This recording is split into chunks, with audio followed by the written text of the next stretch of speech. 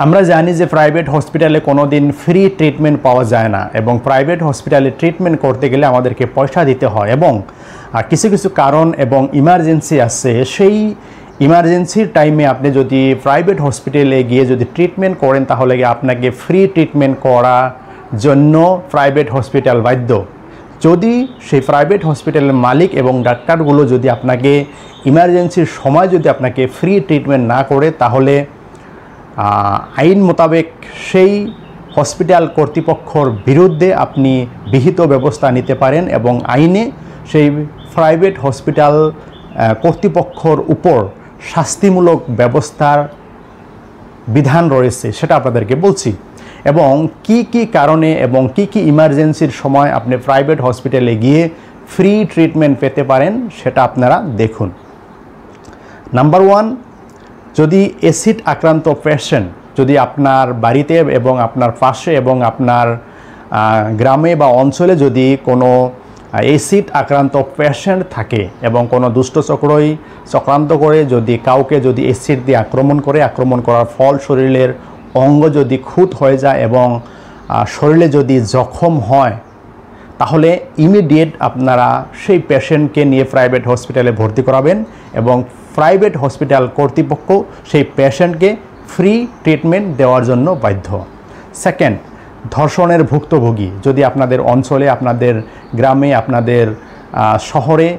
এইরকম ধরনের যদি ধর্ষণ হয়েছে, রেপ হয়েছে, হওয়ার ফলে যদি সেই ভিকটিমটা যদি জখমি হয়েছে, সেন্সলেস হয়েছে এবং এরকম ধরনের যদি কাণ্ড হয়ে থাকে তাহলে সেই ধর্ষণের ভুক্তভোগীকে ইমিডিয়েটলি যদি ট্রিটমেন্টের প্রয়োজন হয় তাহলে সেই ধর্ষণের ভুক্তভোগীকে ইমিডিয়েটলি আপনারা প্রাইভেট হসপিটালে নিয়ে অ্যাডমিট করাবেন এবং সেখানে সেই প্রাইভেট হসপিটাল কর্তৃপক্ষ ফ্রি ট্রিটমেন্ট দেওয়ার জন্য বাধ্য। যদি না দেয় তাহলে সেই হসপিটালের বিরুদ্ধে শাস্তিমূলক ব্যবস্থা নেওয়ার বিধান রয়েছে। তারপর ধর্ষণকাণ্ডের ভুক্তভোগী সেন্সলেস, আমরা কখনো কখনো দেখি যে ধর্ষণ হওয়ার ফলে সেই ভিকটিমটা যদি সেন্সলেস হয়ে পড়ে আসে অথবা আপনি যদি রাস্তা দিয়ে যেয়েছেন এবং সেই যাওয়ার সময় পথে এবং কোনো নির্জন এলাকায় যদি দেখেন যে একটি ধর্ষণকাণ্ড সংগঠিত হয়েছে এবং ধর্ষণকাণ্ড সংগঠিত হওয়ার ফলে সেই পেশেন্টটা সেন্সলেস হয়ে পড়ে আসে তাহলে আপনি ইমিডিয়েটলি সেই সেন্সলেস পেশেন্টকে আপনি প্রাইভেট হসপিটালে অ্যাডমিট করতে পারেন এবং সেই প্রাইভেট হসপিটালের কর্তৃপক্ষরা ফ্রি ট্রিটমেন্ট দেওয়ার জন্য বাধ্য। যদি না দেয় তাহলে আইন মতে শাস্তি বিধানের ব্যবস্থা রয়েছে। তারপর দেখা যাচ্ছে যে স্বামী স্ত্রীর মধ্যে সেপারেশন হয়েছে, বিবাহ বিচ্ছেদ হয়েছে এবং বিবাহ বিচ্ছেদে হওয়ার ফলে স্বামী যদি স্ত্রীকে আবারও যদি ধর্ষণ করার ফলে যদি সেই স্ত্রীর যদি কোনো জখম হয়, অসুবিধা হয়, সেন্সলেস হয় বা এরকম ধরনের যদি অসুস্থতা অনুভব করে তাহলে সেই স্ত্রী প্রাইভেট হসপিটালে গিয়ে ফ্রি ট্রিটমেন্ট নিতে পারে। তারপর আরও একটি বিষয় হচ্ছে যে কর্মস্থলে মালিকে যদি কর্মচারীকে যদি ধর্ষণ করে এরকম ধরনের যদি ঘটনা হয়ে থাকে, যেমন স্কুলের শিক্ষক এবং জেল বা অন্যান্য কর্মক্ষেত্রে যে মালিকরা থাকে সেই ইন্ডাস্ট্রির মালিক বা উদ্যোগের মালিক বা জেল কর্তৃপক্ষের মালিক, স্কুল এবং হসপিটালের মালিকরা যদি কর্মচারীকে যদি ধর্ষণ করে তাহলে সেই কর্মচারী যদি ভুক্তভোগী হয় এবং জখম প্রাপ্ত হয় তাহলে সেই কর্মচারীকে প্রাইভেট হসপিটালে নিয়ে অ্যাডমিট করিয়ে যদি চিকিৎসা করা হয় তাহলে সেই কর্মচারী ফ্রি ট্রিটমেন্ট পাওয়ার জন্য হকদার হয়।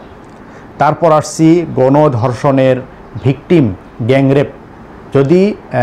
কোনো অঞ্চলে যদি গ্যাংরেপ হয়েছে তাহলে সেই গ্যাংরেপে যেটা ভিকটিম আছে সেই ভিকটিমও প্রাইভেট হসপিটাল থেকে ফ্রি ট্রিটমেন্ট পাওয়ার জন্য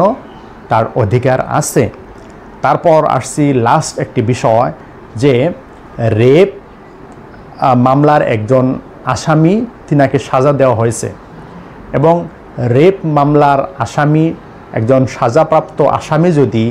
আবারও কাউকে যদি রেপ করে তাহলে সেই রেপ কেসের ভিকটিমটা প্রাইভেট হসপিটালে গিয়ে ফ্রি ট্রিটমেন্ট পাওয়ার জন্য তার আইনি অধিকার রয়েছে। এখন আসছি, যদি প্রাইভেট হসপিটালের মালিক, ডাক্তার এবং কর্তৃপক্ষরা যদি ফ্রি ট্রিটমেন্ট না দেয় তাহলে কি শাস্তির বিধান আইনে রয়েছে। Section 166B of Indian panel code, ভারতীয় দণ্ডবিধি, সেখানে বলা হয়েছে যদি কোনো প্রাইভেট হসপিটালের মালিক, ডাক্তার এবং কর্তৃপক্ষ যদি ফ্রি ট্রিটমেন্ট না দেয় as per section 357C of CRPC মোতাবেক, তাহলে সেই হসপিটাল কর্তৃপক্ষর বিরুদ্ধে শাস্তির বিধান হচ্ছে 1 বছরের জেল এবং